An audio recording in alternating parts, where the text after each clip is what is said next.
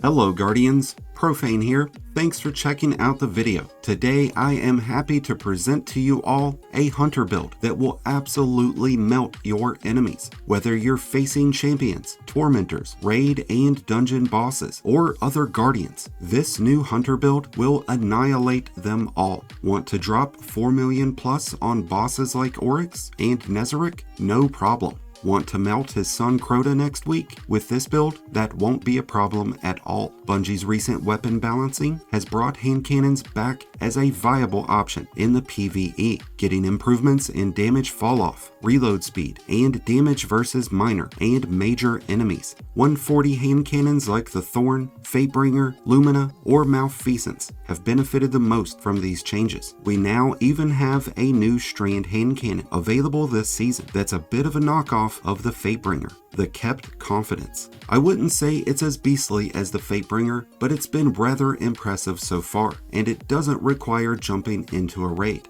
So what does a hunter do when hand cannons get buffed? They grab their lucky pants and they get to work. That's what Cade would do, that's what heroes do.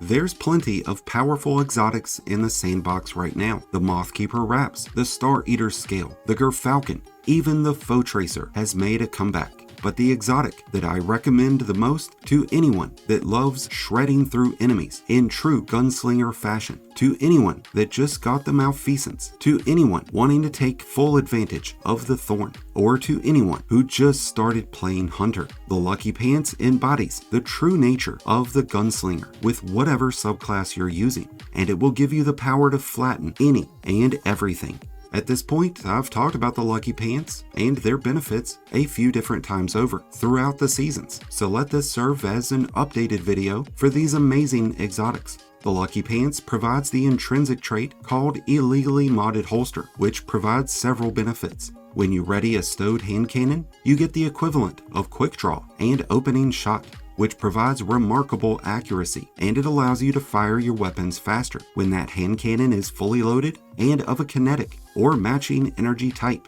You will receive a stacking bonus to the amount of damage that each bullet deals. This starts at 60% bonus damage and maxes out at 600%. The maximum amount of shots allotted are 10, and the maximum time permitted is 5.5 seconds. The damage bonus timer will begin on your first shot fired. You'll have up to 5 seconds from the time you draw to initiate the damage bonus.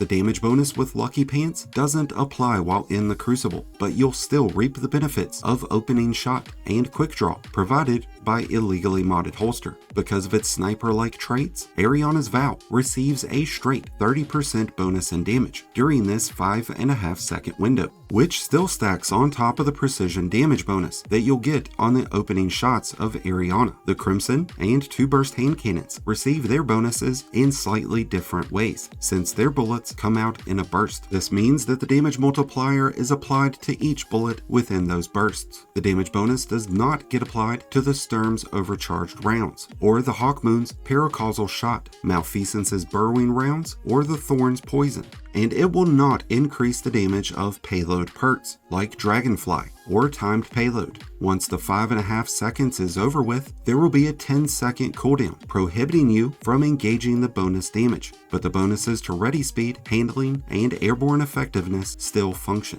with an escalating bonus in damage that maxes out at 600%, that's capable of being recharged every 10 seconds, and doesn't require you to get a kill first or engage in any way with anything.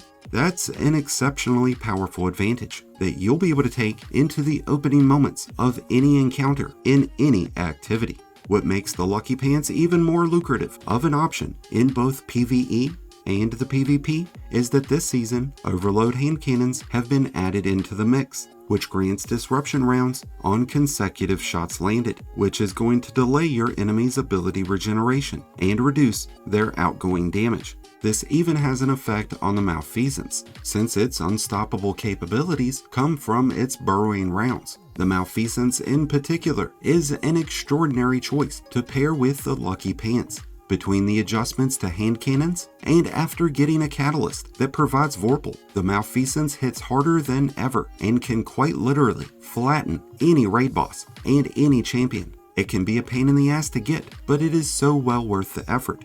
Warlocks with the necrotic grips have finally put down their osteos and have started coming back around to the idea of the Thorn, but hunters have been quietly enjoying the benefits for quite a while now, and they synergize so well with the Lucky Pants. I'm sure an argument would break out if I said it was better than the necrotic grips, but for the sake of, we'll just say that they're at least on par to an extent.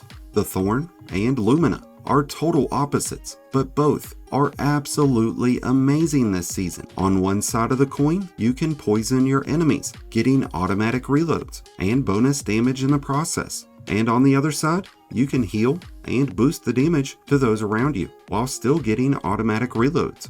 The improvements that Season of the Witch has brought have made that synergy even better. The Thorn is an absolute beast, and it has been a go-to weapon in those Tier 3 Altar of Summonings. The Crimson and Ace of Spades still stands as the go-to options when jumping into the Crucible, but the Thorn is really making a comeback. The most appealing aspect of the Lucky Pants is that it leaves you open to using any subclass, and it synergizes with every single one. You can reap the benefits of the Solar subclass's Radiance and its Marksman perks, or you can go with something more flashy, like an Arc build with speed boosts, resistance bonuses, and a powerful Gathering Storm to use against bosses and champions. Void builds are absolutely amazing when you pair up Echo of Starvation with armor mods that generate orbs, because you can keep Devour active as long as you're getting kills, and then you have all the weakening effects that the Void build offers. I would normally recommend a Stasis build because you can get the benefits of Whisper of Rending and deal bonus damage against frozen enemies, but now that Whisper of Rime has been nerfed to the ground, the survivability of Stasis builds has been severely compromised, and that leaves me with the most flashy and visually stimulating subclass, Strand. This offers so many great benefits with Lucky Pants. You can shackle your enemies to get them suspended off the ground, making it a lot easier to pick those bigger groups off, or to stun unstoppable champions. Shackle time has been reduced though, and honestly in most situations, I find myself going with grapple instead. This way I can move around the map more easily, but I can also finish those grapples off with a hard-hitting swing. I also like Strand for a few other reasons, and not just the tangles. Strand offers Severing, which works much like Disruption, delaying your enemy's ability regeneration and reducing their damage. You've also got Woven Mail, and we have the Thread of Ascent Fragment, which automatically reloads our equipped weapon when using our grenade ability. And with the use of Widow Silk, we get two. Between this and a Marksman dodge, we will have several ways to quickly reload any weapon so that we can easily re-engage our bonus and damage.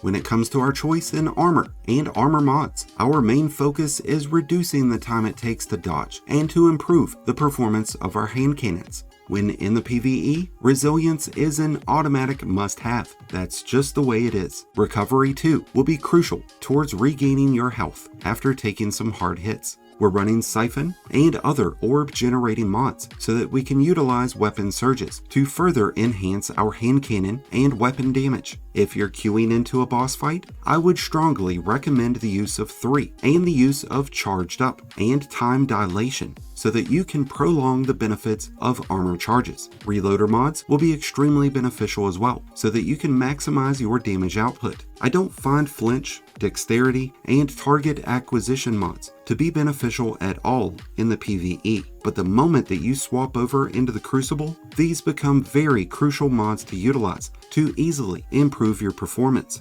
So what weapons should you consider pairing up with the Thorn, Malfeasance, or whichever other hand cannon you've decided on? Energy and heavy weapons with Disruption Break will be a great choice that will grant a small bonus in damage to kinetic weapons after breaking a combatant's shield. Since the Arbalist provides Disruption Break, it could be a great option when using an energy-based hand cannon, and since Crota's shield may very well be exploited by the Arbalist, this sounds like a winning combination. There's also the Whisper of the Worm, which is great against Oryx, and will likely be as effective against his son, since it was back in the day. Since the tractor cannon can debuff your enemies with a 35% weakening effect, that too could be a very effective weapon to pair up with any hand cannon. I also like weapons that have either auto-reloading, reconstruction, or envious assassin. These weapon traits make it easy to facilitate hot swapping between weapons. Bait and switch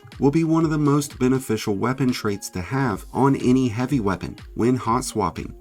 Discord is another great weapon trait to have on secondary weapons, as this will grant those weapons increased accuracy and handling in their opening shots. Ammo will get refunded when defeating enemies while Discord is active. But these are all just side effects of what is an amazing combination between any of the amazing hand cannons that I've mentioned today and the Lucky Pants exotic boots, a must-have exotic for all of the new and returning hunters out there, and they can be found through any exotic drop. So before the Warlocks get too ahead of themselves, thinking that they'll reign supreme with Necrotic Grips and Thorn, let the Hunters remind the world what class has and always will be the Hand Cannon Kings. And with that being said, I have left a Destiny item manager link in the description below so you can copy this build for yourself. I'd love to hear your thoughts about the Lucky Pants and the hand cannon buff this season. What hand cannons have you found to be the best so far? Let us know down below. Thank you as always for checking out the video. If you enjoyed and found it helpful, then be sure to hit that like button below, along with the subscribe button if you're new. Both are greatly appreciated and both really do help support the channel. And until next time, Guardians, this has been Profane, wishing you all some happy hunting.